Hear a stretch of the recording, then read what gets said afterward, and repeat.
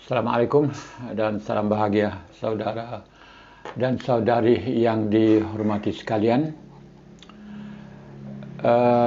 Ramai di kalangan kita hidup dalam zaman silam. Mereka terperangkap dalam zaman itu dengan begitu teruk dan tidak dapat meninggalnya. Dan ini berlaku kepada ramai orang, sama ada orang tua dan orang muda. Dan pengalaman zaman silam yang mereka terperangkap di dalamnya mungkin merupakan pengalaman baik dan mungkin juga merupakan pengalaman buruk. Bagi orang yang mempunyai pengalaman yang baik, mereka mengatakan bahwa aku dulu adalah hidupnya sangat bagus, hidupnya sangat baik, hebat, berjaya dan terkenal. Itu zaman dulu mereka. Bagi mereka yang lain pula terperangkap dalam pengalaman yang tidak baik, yaitu segala perkara yang dihadapi pada zaman silamnya adalah perkara buruk, susah dan berhadapan dengan masalah. Termasuk dalam soal percintaan. Kalau dalam kes percintaan, kalau orang terperangkap dengan zaman silam percintaannya yang buruk, dia akan merana sampai habis-habisan dan tidak dapat keluar daripada zaman itu seperti dengan orang biasa, orang normal. Adalah perkara biasa.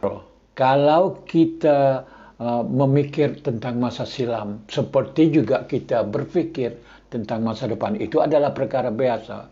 Jadi berfikir itu adalah perkara biasa, tapi kita jangan hidup dalam fikiran zaman dulu, dalam fikiran zaman silam. Ini kena buat perbezaan di antara dua itu. Sebab apa? Sebab kita dalam ajaran Islam pun begitu, supaya kita fikirkan zaman sekarang, zaman yang hidup, yang kita berada sekarang. Yang lalu walaupun adalah bagus untuk sebagai pengajaran dan mengambil iktibar, tetapi kalau kita terperangkap dalam situ, dalam zaman silam, itu adalah perkara yang amat tidak baik. Kita pasti hidup dalam zaman kita sekarang, dan waktu ini, hari ini, minggu ini dan bulan ini, pasti hidup dengan secara berkualiti, dengan secara sebaik-baiknya. Aish hayatuka al-an, hidup kamu sekarang juga. Jangan hidup dalam zaman silam kita. Begitu juga masa depan. Kita kena fikir masa depan, tapi jangan terlalu meletakkan diri kita di masa depan. Sebab kita tidak tahu apa akan berlaku. Kita merancang akan buat perkara itu sahaja dengan rancangan yang baik. Tetapi hidup sekarang pasti baik, pasti lebih bagus. Kalau kemarin kita hidup adalah baik ataupun tidak baik, tidak masalah. Tapi hari ini kita pasti hidup lebih baik daripada masa lalu.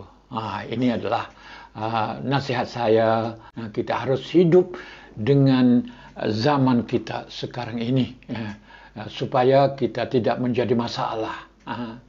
Kalau kita dapat hidup dengan sebaik-baiknya, zaman kita ini bukan zaman silam, dan zaman akan datang kita akan menjadi orang yang sehat, orang yang bahagia, sentosa dalam hidup. Ini sekali lagi saya sebut di sini, bahawa bukan berarti kita tidak berfikir, tidak memikirkan tentang zaman silam kita. Itu adalah dipanggil asal usul kita. Kita perlu berfikir, kita jangan lupa masa silam kita. Itu adalah baik. Kita juga bukan berarti, apa yang saya maksud di sini, kita tidak berfikir tentang masa depan. Ya, kita perlu memikir tentang masa depan, karena kita perlu merancang untuk hidup masa depan. Tapi hari ini pasti baik, pasti lebih sempurna, pasti lebih bagus. Itulah apa yang saya sebut, mana hidup dalam zaman silam.